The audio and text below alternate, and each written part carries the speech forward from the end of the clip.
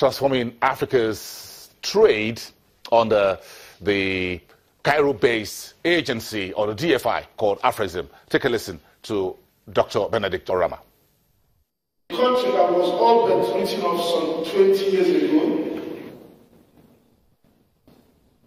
a country the economists in 1998 described as a shattered country, has like the phoenix, the mythical Egyptian bird, risen from its ashes. It is no wonder that the narrative has changed. Today, the hypnotic power of the landscape has become more potent. Sun is shining brighter, and the desolate sands have become lush green. The Guardian of the UK in 2014 wrote, and I quote, "Our writer discovers a peaceful city with a vibrant undercurrent." In the March 10, 2016 edition of The Economist, Tranforming, a British businessman, is quoted as saying, "The hills were alive with the sounds of bazookas. Now, visitors get off the planes and think they've arrived in the Switzerland of Africa."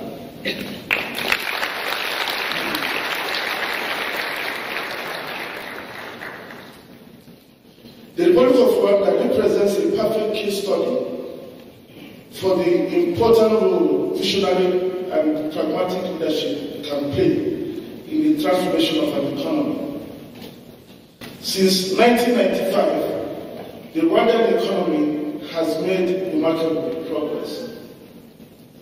Between 1996 and 2016, real GDP growth rate has averaged above 8%, the highest in Africa and the third in the world, behind China and India. Rwanda is perhaps the only African country to have successfully weathered all major economic and financial crises between 2000 and 2016.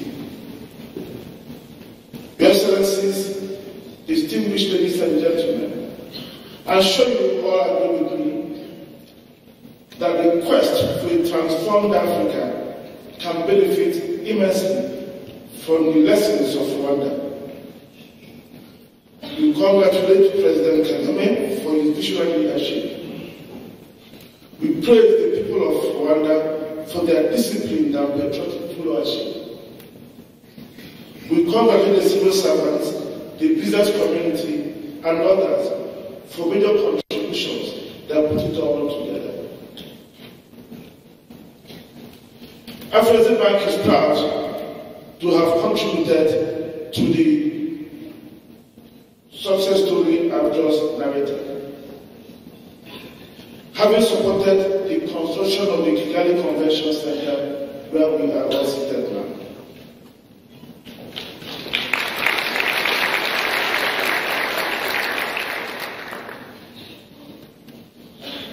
We also provided financing in support of SMEs operating in export supply chains through our collaboration with the Development Bank of Rwanda. We are also part of a consortium of lenders supporting the implementation of a major pit-fire plant project here in Rwanda.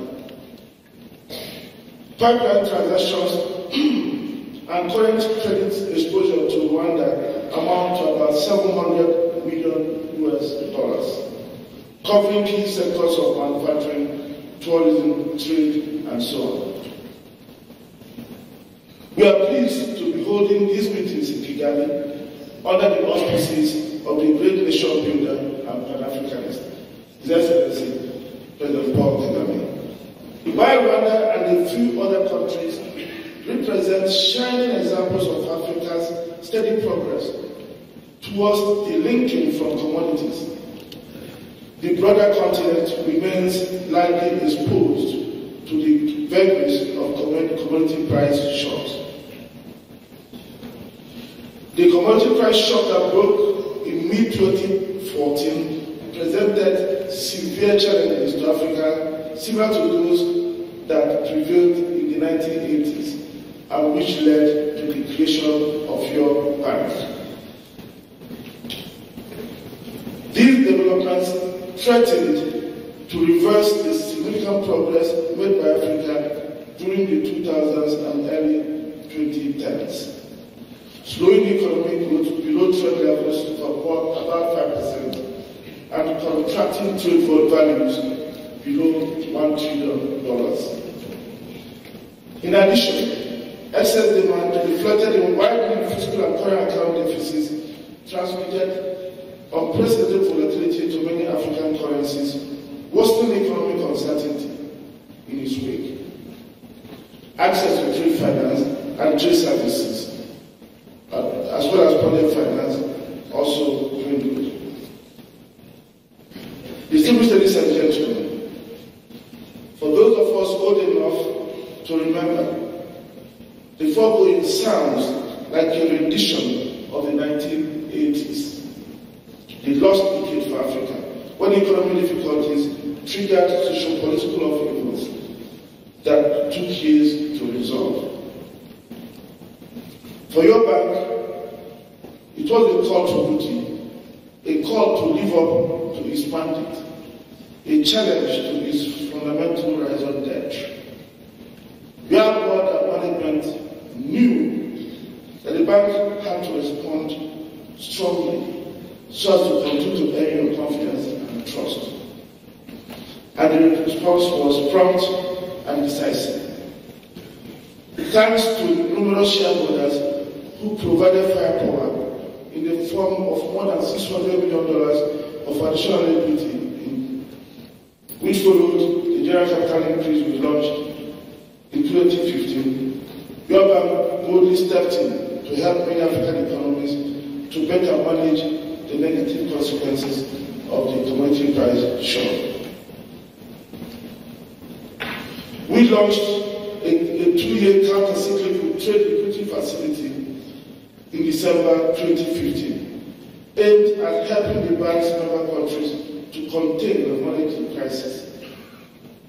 In this regard, the bank in 2016 disbursed on a revolving basis an amount of just about $7 billion to a number of African central banks and designated commercial banks, which made it possible for many of them to avert potential defaults on backlogs of trade payment obligations.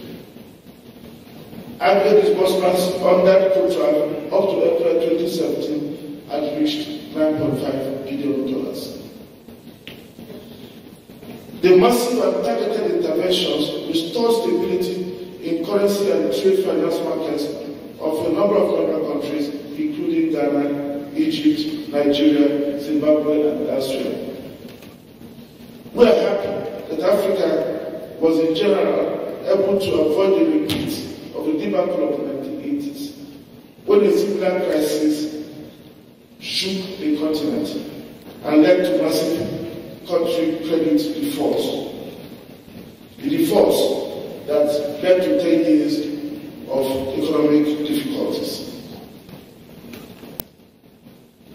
The founding fathers of the bank must be praised for their foresight in creating an African solution that has now been tested and proven. Shareholders should also be proud that their bank contributed to the success I just narrated. Your Excellency, distinguished